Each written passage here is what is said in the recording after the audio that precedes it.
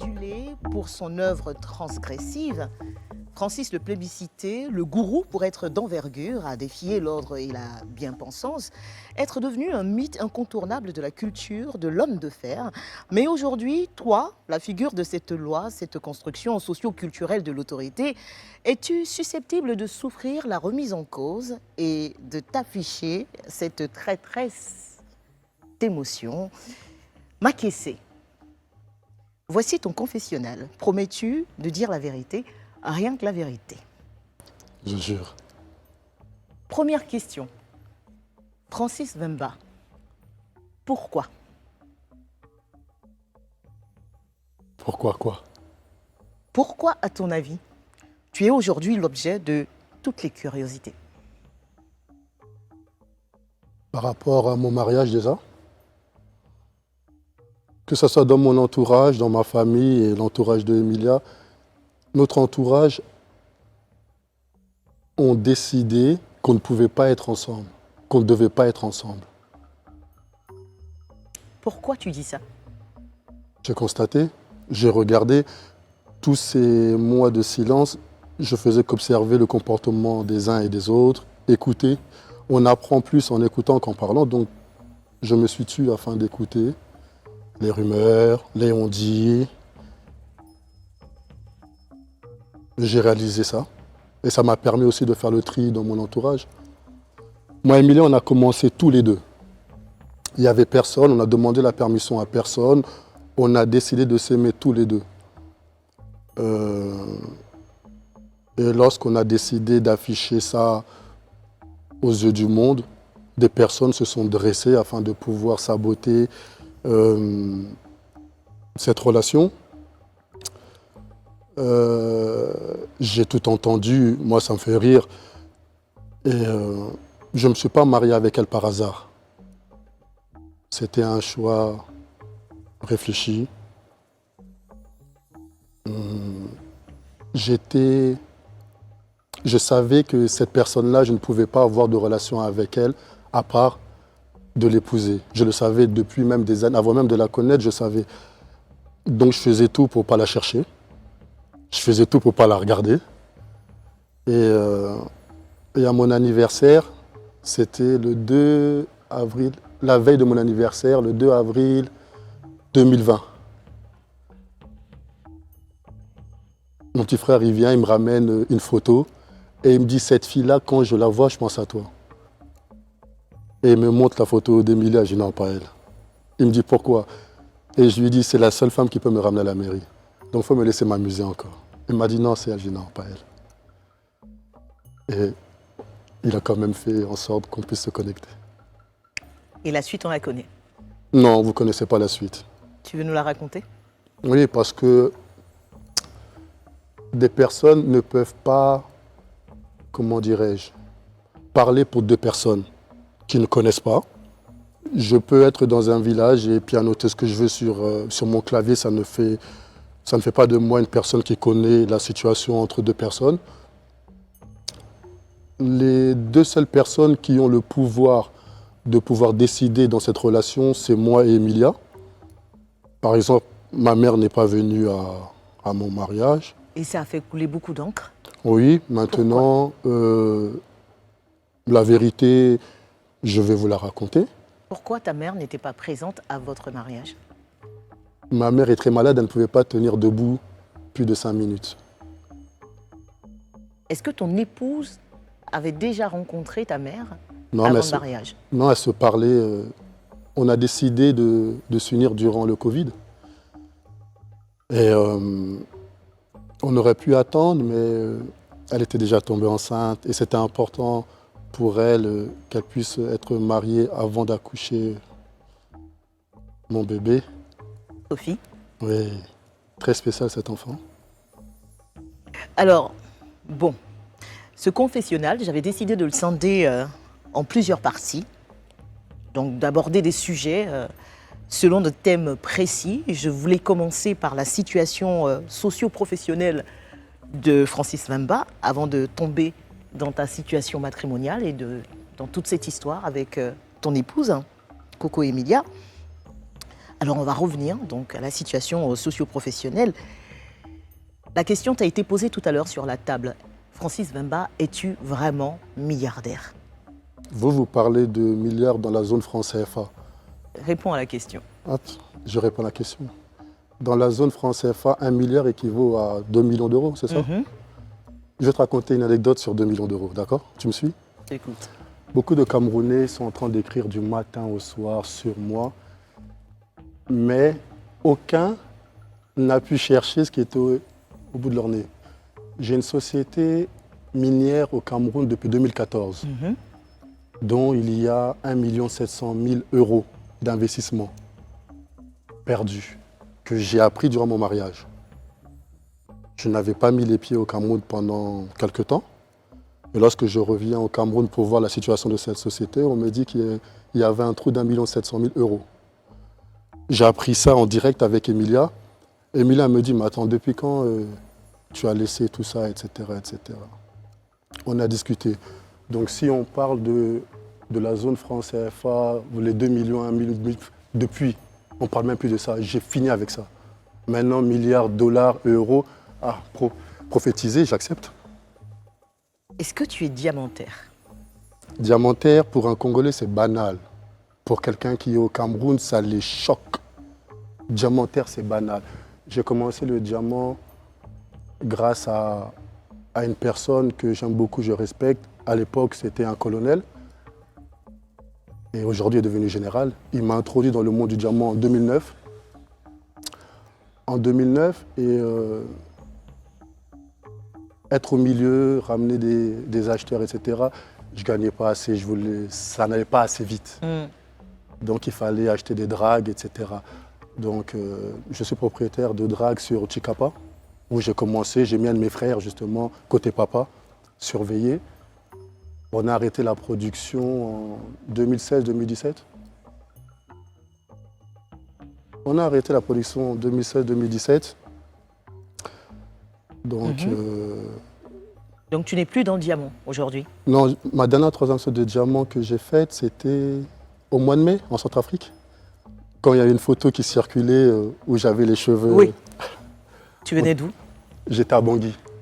J'étais à Bangui, on termine une transaction de diamant. Maintenant, je ne suis plus dans l'exploitation, je suis dans facilitateur. On m'appelle, on me dit ok, tac. C'est uniquement cela que tu fais dans la vie aujourd'hui pour gagner ton pain? Si je me décris actuellement qui est Francis Vemba, je veux dire que je suis un deal maker. Un deal maker? Ouais. Honnête? Honnête, toujours. Qu'est-ce que tu réponds aux critiques sur les réseaux sociaux qui disent que oui, on le voit trop pour quelqu'un qui est dans le diamant. Généralement, c'est des gens qui sont discrets. Mais j'ai toujours été discret. C'est juste parce que j'ai épousé une femme célèbre qu'on me connaît. Qu'est-ce que j'ai fait pour me montrer? Si ce n'est pas mon mariage, j'allais rester toujours discret. Concernant la situation politique, pour aborder le deuxième thème, tu as déjà répondu à ma première question, à savoir pourquoi tu es descendu dans l'arène. Pourquoi tu as décidé de t'engager en politique, en tout cas de te présenter en 2018 aux élections présidentielles? Donc, tu as répondu à la question tout à l'heure. Mais pourquoi ne pas avoir commencé par d'autres postes dans l'administration politique, comme député par exemple, et gravir les échelons avant de vouloir briguer la magistrature suprême? J'ai du mal à obéir aux ordres. Je n'aime pas qu'on me dirige. La politique... Je vais te raconter une anecdote comment je suis rentré en politique. À la base, j'étais tranquille dans mes affaires. Et j'avais un projet avec justement le ministre des Affaires étrangères. J'ai dit, moi, je vous laisse votre politique là. Non, moi, consul honoraire à Monaco, moi, je suis tranquille à Monaco, je fais mes affaires. Je travaille pour mon pays à distance. Il me signe ma nomination. Maintenant, il faut envoyer le dossier à l'ambassade du Congo à Paris. Et là, je vois l'ambassadeur, il prend mon dossier et me dit « mais pourquoi il a signé cette nomination, c'est pas comme ça ». Et j'ai vu dans son regard, comme s'il me regardait de haut, j'ai dit « il est fou lui », et je le redis « il est fou lui ». Il ne sait pas les montagnes que j'ai soulevées pour arriver ici, parce que toi, tu es le fils d'un politicien, ça te donne... Je dis non seulement je vais rentrer dans la politique, mais je vais exceller dans cette politique. Il faut qu'il me regarde bien là. Je serai son président aujourd'hui ou demain. Je le sais. Affaire à suivre alors. Non, à suivre, on est là. Non. Alors, situation familiale, situation matrimoniale, on parlait de ta femme, Coco Emilia, tu l'appelles Emilia hein, quand tu l'évoques. Quelle est, à ce jour, votre situation à tous les deux? Nous sommes séparés. Mais toujours légalement mariés. Jusqu'à la mort. Tu ne veux pas te séparer définitivement? En fait, le mariage est la seule institution divine. Je ne me suis pas marié par hasard. Il y a des hauts et des bas.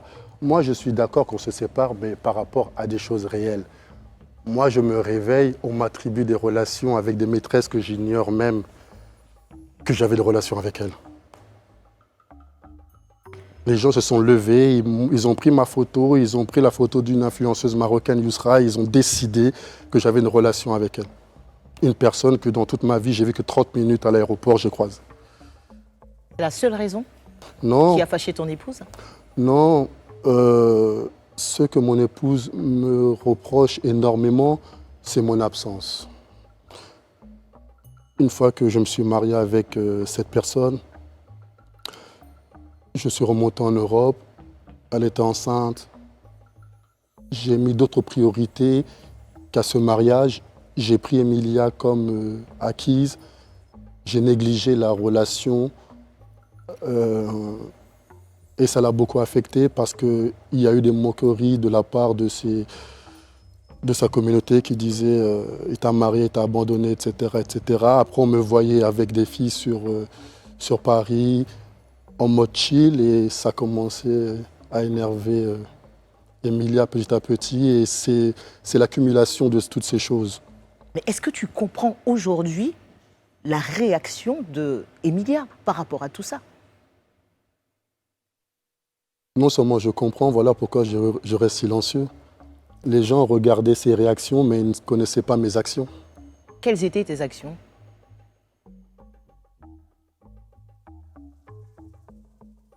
Les mauvaises actions. C'est que, au départ, jusqu'à notre mariage, c'était ma priorité, et sans le vouloir et sans m'apercevoir, je faisais en sorte de ne plus faire des efforts que j'aurais dû faire dès le début du mariage. Et les commentaires, les avis, les critiques extérieures n'ont pas aidé mon mariage à... C'est uniquement ça, ta part de responsabilité dans cette histoire? Oui. Parce que lorsque je parle avec elle, les seules choses qu'elle me reproche, c'est tu m'as abandonné, lésé, humilié, trompé. Ce sont ces phrases. Est-ce que tu l'as trompée? Non.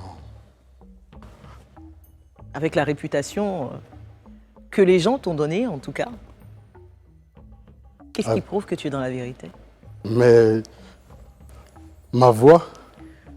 Je suis pas convaincue. Ça nous emmène à nous poser la question de savoir si tu n'as jamais aimé véritablement Coco Emilia.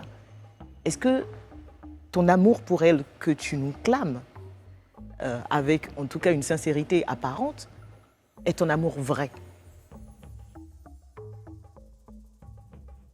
Sur Emilia?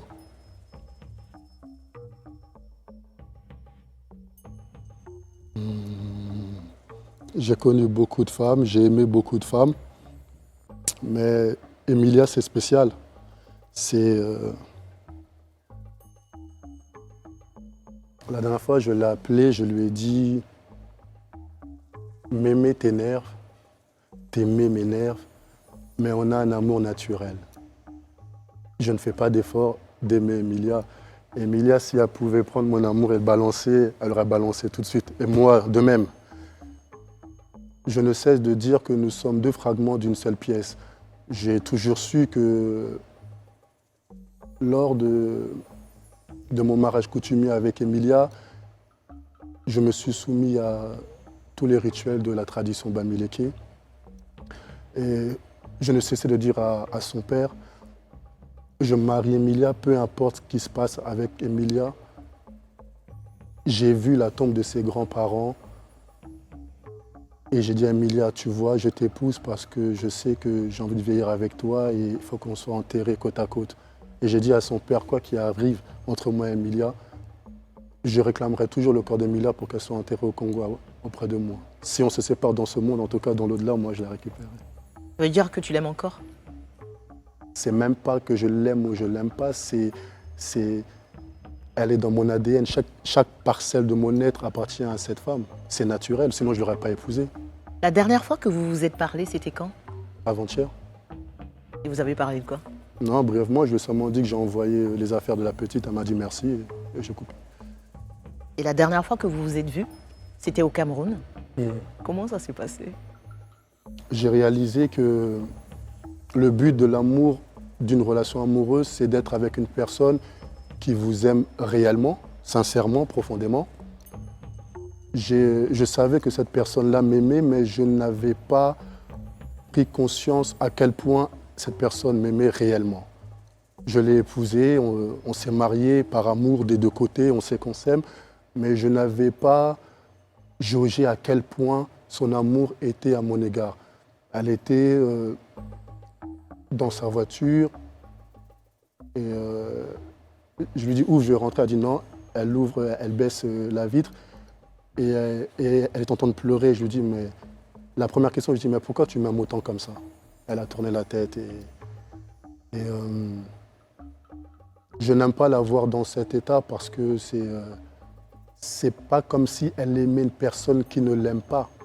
Elle aime une personne qui lui porte le même amour mais qui ne lui montre pas de la même façon. On va s'intéresser un tout petit peu à tout ce qui s'est passé sur Internet, tout ce qui a été dit concernant le mariage et même sa célébration, à commencer par la bague. Il a été révélé sur Internet que la bague de promesse, c'est bien cela, offerte à Coco Emilia, qui était censée être en diamant, ne l'était pas en réalité. Quelle est ta version? Sur les bêtises d'Internet, il n'y a que ma version qui prime. Cette bague est la même. Emilia a vu cette bague sur moi et je lui ai dit « je vais te faire la même bague comme bague de promesse ». Les gens se réveillent le matin, créent une histoire et ils collent Francis et Emilia.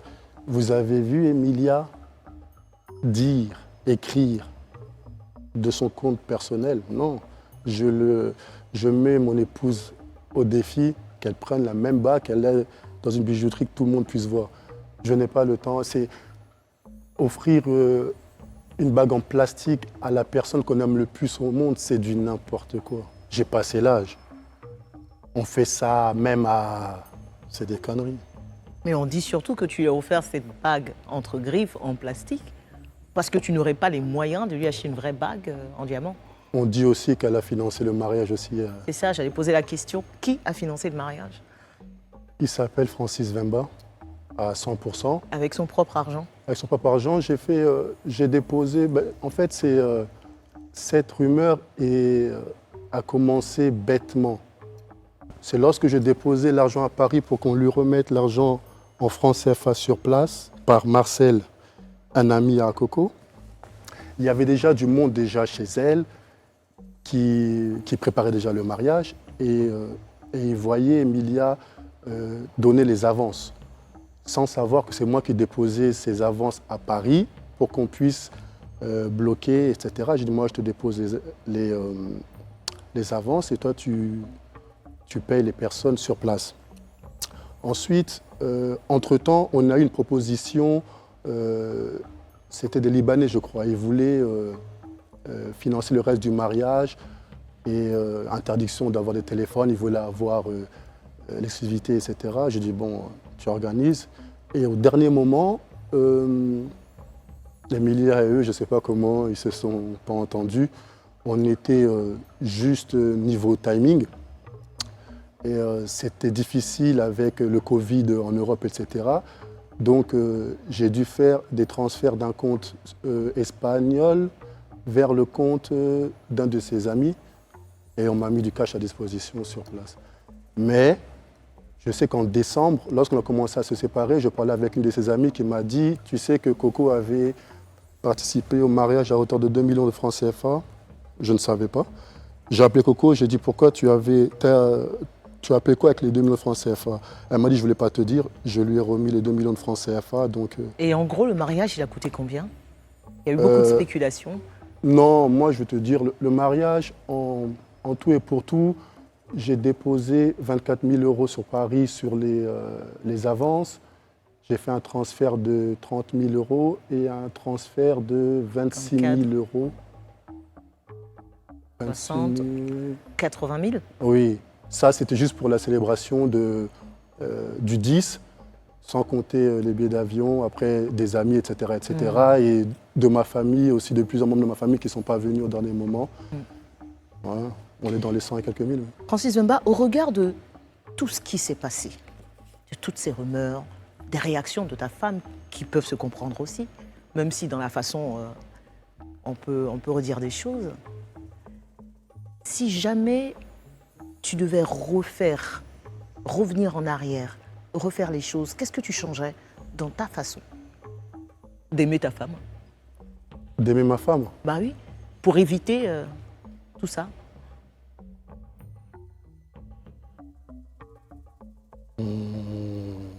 Si je devais revenir en arrière, je n'aurais pas fait un mariage avec autant de monde que je regrette aujourd'hui, parce que j'ai réalisé qu'ils étaient à mes côtés, mais pas de notre côté. Il y a plein de personnes qui n'auront pas assisté à mon mariage parce que...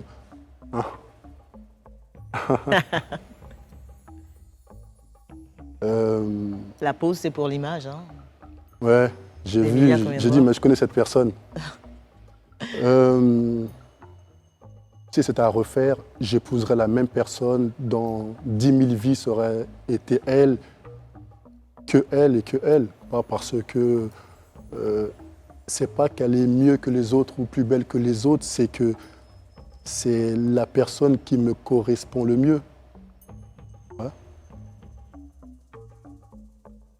Est-ce que tu as des regrets aujourd'hui? On n'avance pas avec les regrets, mais j'ai appris.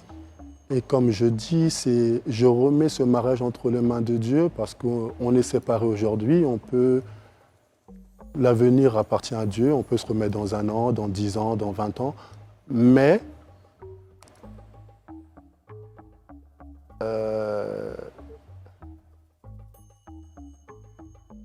je ne me vois pas vivre avec une autre personne que cette personne-là. Avec son sale caractère, ça bouge pointu d'un poli. Dans ta famille, tout le monde n'est pas forcément pour cette union avec Coco et Mia, notamment certains de tes enfants qui font aussi des posts sur les réseaux sociaux, certainement pour te défendre hein, des propos d'Emilia. Qu'est-ce que tu penses de tout ça, de cette guéguerre? En fait, il n'y a pas de guéguerre, c'est lorsqu'Emilia poste des choses, c'est à chaque fois, par exemple, on va lui envoyer que je suis avec une fille, par exemple, quelque part. Elle va sortir, elle va commencer à écrire, m'insulter de tous les noms. Moi, c'est pas que... Chacun a son comportement. Mon épouse est de nature très jalouse, impulsive. Elle est très colérique. Et moi, je suis plutôt plus calme, réfléchi. Mais pourquoi tu t'affiches avec des filles si tu sais qu'elles n'aiment pas? Non, c'est pas que je m'affiche avec des filles ou qu'elles n'aiment pas, c'est que j'ai 40 ans, j'ai des amis. Hier, on était au restaurant ensemble, on rigolait. Ouais. Ça, je ne vais pas... il n'y a rien. Tu comprends? J'ai des amis, j'ai des sœurs, des cousines, des relations, Voilà, on n'arrive pas aussi loin dans la relation, arrivé au mariage. J'aurais pu me marier 1000 fois avant elle. Justement, ça se racontait que tu t'étais déjà marié traditionnellement avec d'autres femmes. Moi, j'ai envie de voir les familles des autres femmes qui ont dit que je me suis marié avec leur enfant. Parce qu'après, c'est les on-dit. Emilia, c'est la... Pardon, c'est la seule personne que j'ai fait l'effort d'aller jusqu'à sa famille, son pays, que je ne voulais plus remettre les pieds, même si j'avais des... Non, moi, Pourquoi? Ce n'est pas un pays qui me porte bonheur. Le Cameroun? Non. Pourtant, tu y as trouvé ton épouse, non? Ouais, Dieu, il est assez taquin. Ironique. Ouais. Ce n'est pas un pays que je voulais remettre les pieds et je me force à chaque fois d'y aller parce que il y a une partie de moi là-bas en la présence de cette femme et de ma votre enfant? fille, mon fils aussi maintenant. Qu'est-ce que tu n'aimes pas au Cameroun? En fait, je n'aime pas perdre et j'ai perdu trop de choses au Cameroun et ça me dérange de ne pas pouvoir les récupérer. C'est quand ces imbéciles d'Internet sont en train de parler, je leur dis il faut aller voir au ministère des Transports de votre pays, vous allez voir que j'ai plus de 400 000 euros de matériel que je ne calcule même pas. On ne regarde, moi j'ai des soucis de riches, pas de pauvres. Moi j'ai des soucis pour récupérer mes investissements au Cameroun que je n'arrive pas à récupérer. Et le fait d'y être, déjà ça m'énerve parce que je ne peux pas aller en justice avec la personne, je ne peux rien faire parce qu'elle a des appuis politiques assez solide pour l'instant, mais malgré tout, je suis quand même venu par rapport à Emilia et je pense que si elle avait eu son visa, Emilia, je ne pense pas qu'elle aurait remis les pieds au Cameroun. En tout cas, c'est ce que je lui disais de toute façon. Le procès, on en parle? Le procès, c'est Emilia a demandé le divorce en Europe et ils ont renvoyé le divorce. Ils n'ont pas donné suite. Je suis congolais, elle est camerounaise. C'est un mariage de droit camerounais qui n'a pas été déclaré en France. Donc, la justice française était incompétente de pouvoir gérer ce dossier. Et maintenant, libre à elle de continuer ses actions sur son territoire. À l'heure où on parle, toi et moi, il n'y a pas de procédure de divorce en cours. Même s'il y a une procédure de divorce dans son pays, elle va divorcer seule. Et si elle y arrive, je repartirai la remarier. Tu n'as pas arrêté de regarder cette image de ta femme, en tout cas officiellement, c'est toujours ta femme, Coco Emilia, avec des yeux d'amour, c'est sûr. Si tu avais, à cet instant précis, quelque chose à lui dire en la regardant, droit dans la photo, pour ne pas dire dans les yeux, ce serait quoi? Qu'elle puisse se ressaisir, d'arrêter de boire de l'alcool par rapport à sa santé, de se concentrer sur ses affaires parce que il faut qu'elle reste focus sur le business. Et qu'elle se concentre. Tu penses qu'elle regrette d'avoir dit oui à ta demande en mariage aujourd'hui? Qu'elle regrette ou qu'elle ne regrette pas, ce n'est pas mon problème, c'est déjà fait. Et le regret n'a pas de place entre elle et moi parce qu'on ne s'est pas marié par hasard. Avant de se marier, cette personne était d'abord mon amie, c'était ma confidente. Chacun avait sa relation de son côté. Elle me racontait ses histoires, je lui racontais mes histoires. Et je connais très bien cette personne. Par exemple, là, si je sors et j'ai un accident, je sais que si il me manquait quelque chose, elle ne va pas hésiter à me donner. Comme un organe, par exemple? Ouais, elle n'hésitera pas. Ça, c'est ma photo préférée. On se ressemble, elle et moi. C'est la seule fois où tu buvais de l'alcool, c'est ouais, ça? Ouais. Coco Emilia, en tout cas, il se raconte qu'elle a perdu énormément de choses après son mariage avec toi. Comme quoi? Comme par exemple le droit de voyager, d'avoir un visa pour la France notamment. Ouais. Qu'est-ce qui s'est passé? En fait, ils se sont amusés à lui créer un dossier judiciaire de plaignant qu'on n'a jamais vu. Elle a eu des mandats d'amener, elle s'est présentée, il n'y a jamais eu de plaignant, juste pour pouvoir boycotter. Et moi, je pense que... Très belle photo aussi. Ouais. On était mignons, là. Ouais. Après, les on-dit, ils disent que c'est à cause de moi que j'ai donné des faux papiers, etc. Il faut, il faut parler, hein. Tu n'as pas donné de faux papiers.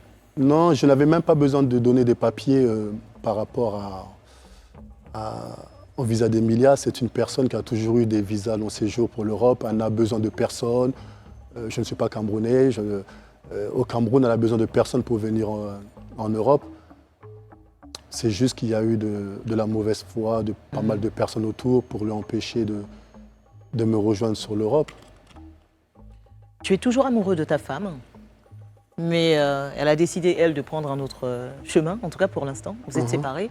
Est-ce que toi, tu te considères aujourd'hui comme un cœur à prendre? Il n'y a rien à prendre. Non, c'est pas ça. Quand je regarde cette photo, je vois deux personnes qui s'aiment dans une histoire inachevée.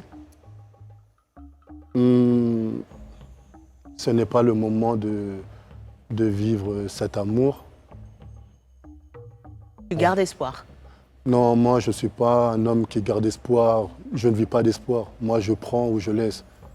Il n'y a pas d'espoir dedans. En tout cas, pour l'instant, tu n'as pas laissé. On l'a bien compris. Non, on n'est même pas dans laisser. Quelque chose qui t'appartient est à toi. Qui vit en ce moment dans ta maison à Monaco? Depuis septembre, personne. Toute l'année dernière, j'étais seul avec Chelsea. Voilà pourquoi je suis tout le temps accroché à elle.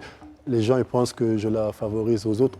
Pas du tout. Les autres sont avec leur maman. C'est la seule qui est restée avec moi à l'école là-bas. Et cette année, comme j'ai prévu pas mal de voyages, elle est repartie chez sa maman juste pour une année. Ma collègue Chelsea. Et quoi tes rapports avec les mamans de tes autres enfants? Ce sont de très jolies femmes. Elles m'ont donné des enfants. Je les aime énormément, je les respecte parce que c'est difficile. J'assiste à leur accouchement, je vois la douleur, les pleurs. Je remercie ces femmes d'avoir pris le risque de leur vie pour me donner ces enfants. On a de très bons rapports. Maintenant que je me suis séparé d'Emilia, les rapports sont devenus encore mieux. Ce sont devenus mes collègues en ce moment. Là, on parle bien. Là, elles savent que maintenant, il n'y a plus de... Il paraît que tu as un enfant même au Cambodge, c'est vrai? Oui, j'ai un enfant, mais elle est à Paris avec une Cambodgienne, tout à fait, oui. Une très jolie dame même. Qu'est-ce que ta mère, elle dit de tout ça? Comment elle réagit dans toutes ces histoires de cœur de son fils, du mâle dominant? Qu'elle est d'accord avec toi déjà? Est-ce qu'elle te soutient malgré tout ou elle est du genre à te tirer les oreilles sur... Non, elle me regarde, elle me dit tu es comme ton père. Avec déception ou... Non, parce que tous mes enfants sont ensemble, se connaissent, c'est une famille. Dès que j'ai un enfant, j'appelle ma mère, je dis tiens, il y a un autre pour toi là. Comme ça? Il y a un autre pour toi là. Elle rigole, elle me dit ramène-moi mes enfants. Elle prie pour tous mes enfants. Elle m'a demandé de ramener Emilia et Sophie récemment. Elle est très malade, elle m'a dit fais le nécessaire pour me ramener Emilia et Sophie, parce que Sophie c'est le prénom de sa mère. Emilia, j'ai une affection particulière pour Emilia par rapport à toutes les autres femmes que j'ai pu rencontrer parce que je lui ai donné ce que j'ai de plus cher au monde. Je lui ai donné le nom de mon défunt père. C'est la seule chose qui m'est laissée. Et j'ai donné à notre enfant le prénom de ma grand-mère qui m'a élevé. Donc en cette personne, il y a deux choses qu'elle a avec elle qui comptent plus que l'argent, plus que tout. Si je regarde ce mariage avec calme, sérénité, avec un regard affectueux envers cette personne, malgré son comportement, c'est parce que j'ai donné deux choses à cette femme que je ne peux reprendre. C'est gravé à jamais. Tu parles de son comportement, évidemment, même si tu l'aimes, en tout cas comme tu le dis, il y a des choses qu'elle a pu faire ou dire que tu n'as pas forcément apprécié. Quelle est la chose qui t'a le plus blessé? Euh, Le fait qu'elle ait retiré ton nom du sien sur les réseaux sociaux, par exemple? Non, Qu'elle ait posé la bague? ça encore, c'est ce qui m'a dérangé, c'est que cette personne, Emilia sait comment me faire mal et moi, je sais comment faire mal à cette personne. Parce on se connaît réellement. Je t'ai dit, nous étions d'abord amis, confidents.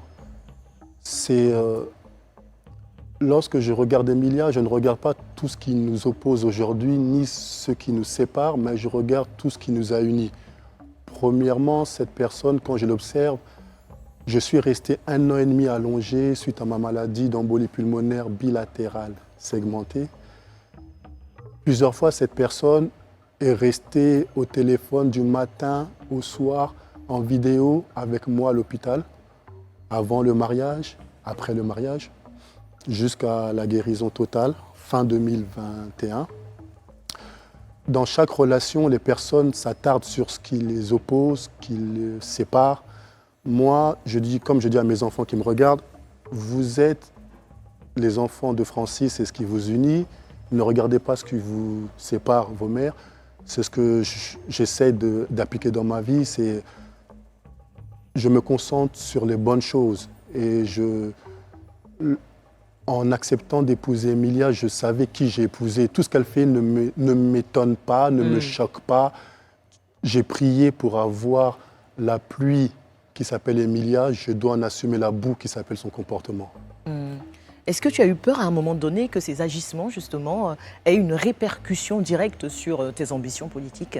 Oui, parce que lorsque la toile s'enflamme à dire que j'ai un litige avec ma femme, que j'ai escroqué ma femme, tout ça, c'est lorsque tu as des partenaires de travail, ils checkent Google, ils tapent ton nom, ça sort des âneries comme ça, c'est pas agréable. Comme je l'ai dit, je